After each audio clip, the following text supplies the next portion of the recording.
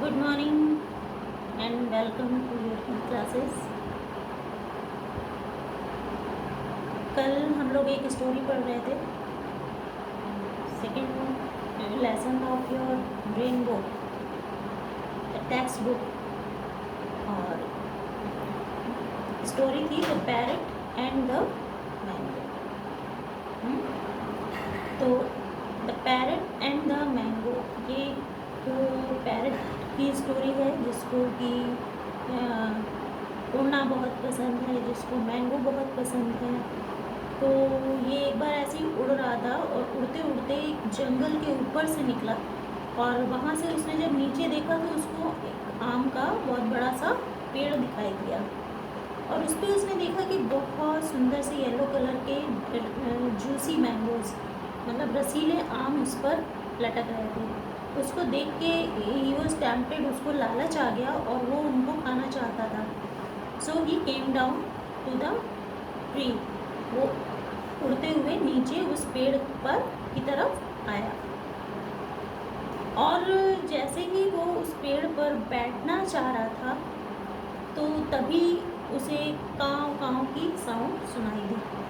अब he was looking all around, चारों तरफ देख रहा था कि कहाँ कौन बोल रहा है ये, और लगातार कंटिन्यूसली बहुत हार्श वॉइस में, लाउड वॉइस में काँव काँव काँव काँव की आवाज़ आ रही थी। सपोज कि इट वॉज सेइंग कि गो अवे, चले जाओ यहाँ से, ये मेरा मैंगो ट्री है, तुमको यहाँ पर नहीं बैठना है, आप यहाँ पर नहीं बैठ सकते।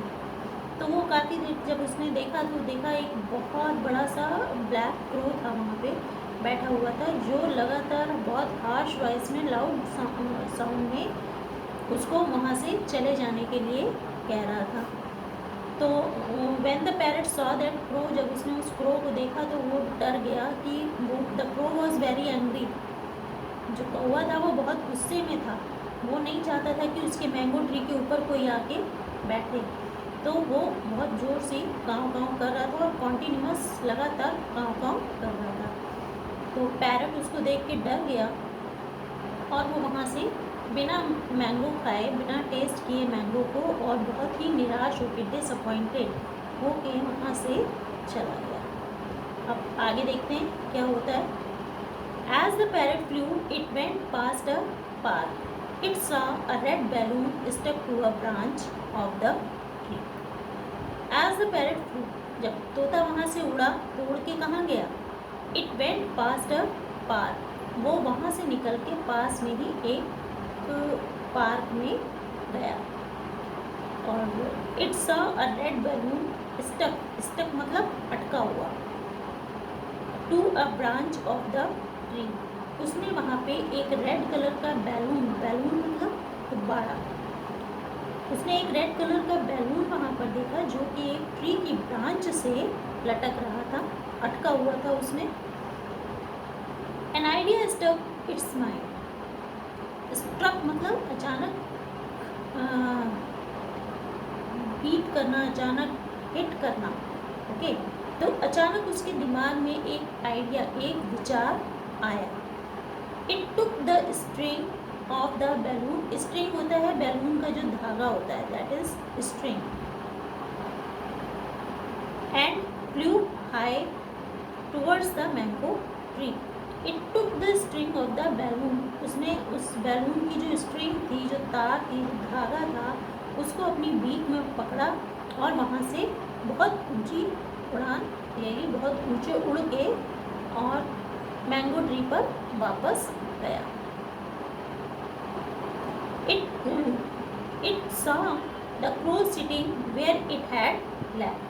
उसने देखा कि वो कौवा वहीं पे बैठा था जहाँ पर वो उसको छोड़कर गया था। वो मतलब तब से उस ब्रांच से, उस मैंगो ट्री से हटा नहीं था, इस डर से कि कहीं कोई और ना आ जाए या वो पैरट वापस ना आ जाए, या जो भी what ever his thinking was, वो अभी भी उसी जगह पर बैठा हुआ था जहाँ पे पैरट उसको छोड़ के गया था।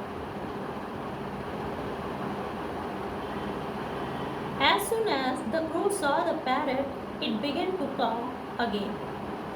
और उस क्रो ने भी जैसे ही पैरट को देखा, वो अगेन इट स्टार्टेड काउ, वो फिर से उसने काव काव करना स्टार्ट कर दिया।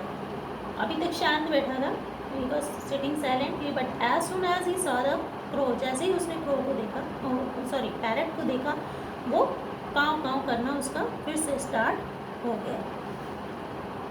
The parrot selected a higher branch above the crow and sat on it. Parrot ने क्या किया, जिस ब्रांच पे क्रो बैठा था वो उससे ऊंची वाली ब्रांच पे, उससे ऊपर वाली जो डाली थी उस पे जाके उस डाल पे बैठ गया. And it pecked the balloon with its beak, और उसने बैलून को अपनी बीक से पिंच किया, पैक्ड किया. पैक्ड मतलब फोड़ना. ओके, जैसे आपने देखा होगा कि वुड पैकर अपनी चोंच से जो ट्री की जो होता है ट्रंक होता है उस पर पैक करता रहता है. वुड पैकर इसीलिए उसका नाम होता है.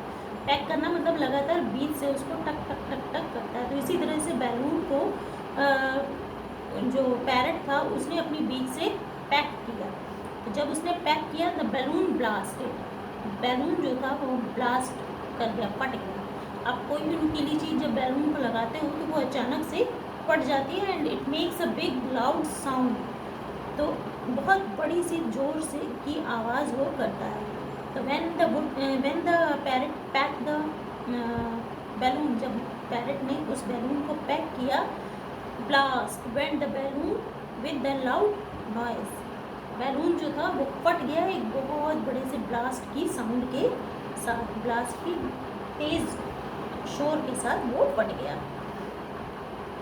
The crow was very scared and it flu away from the tree. वो आवाज़ इतनी तेज़ थी कि उसको सुन के वो कौवा डर गया और वो वहाँ से उस पेड़ से भाग गया. The parrot was very happy with its plan. Parrot तो बहुत खुश था कि उसका प्लान वर्क कर गया. उसने प्लान बनाया था कि किस तरह से वो क्रो को वहाँ से भगा देगा, और उसने वो किया और वो बहुत खुश था उस प्लान से. इट लाफ टू इटसेल्फ, उसने अपने आप में हंसा. It had a nice time enjoying the juicy mango all to itself. तो वो बड़ा खुश था, मन ही मन में हंस रहा था अपने प्लान पे कि अब तो ये सारे के सारे मैंगो मेरे हैं और मैं इनको बहुत आराम से इनको इंजॉय करूँगा, इनका रस का स्वाद लूँगा. It was happy to drive the crow away by its clever plan. वो खुश था कि उसने अपनी एक बेहतर योजना से, एक चालाक योजना से, उसने चतुराई भरी योजना से, चालाक योजना के चतुराई भरी योजना से उसने क्रो को वहाँ से भगा दिया. तो what message you are getting with this story, इस स्टोरी से हमें मैसेज क्या मिलता है कि if you don't aim at something you will never get anything. आप जब तक किसी चीज़ को अपना लक्ष्य नहीं बनाओगे तब तक आप उसको प्राप्त नहीं कर सकते. अगर ये पैरट क्रो से डर के वहाँ से चला जाता और ना आता वापस, तो वो कभी भी उन स्वादिष्ट जो डिलीशियस मैंगोज थे उनका आमों का कभी भी वो स्वाद नहीं ले पाता. लेकिन क्योंकि उसने अपना लक्ष्य बनाया कि मुझे किसी भी तरीके से ये जो मैंगो हैं इनको मुझे टेस्ट करना ही है, तो उसने दिमाग लगाया, एक आइडिया उसके दिमाग में आया, एक विचार उसके दिमाग में आया, उसने योजना बनाई और योजनाबद्ध तरीके से उसने उस क्रो को उस ट्री पर से भगा दिया. सारे मैंगोज उसके थे, वो आराम से बैठ के उनको टेस्ट कर सकता था, एंजॉय कर सकता था. तो इसी तरह से अगर आपको कुछ पाना है तो आपको उसको अपना लक्ष्य बनाना पड़ेगा और उसके लिए एक योजना बनानी पड़ेगी. Okay, thank you.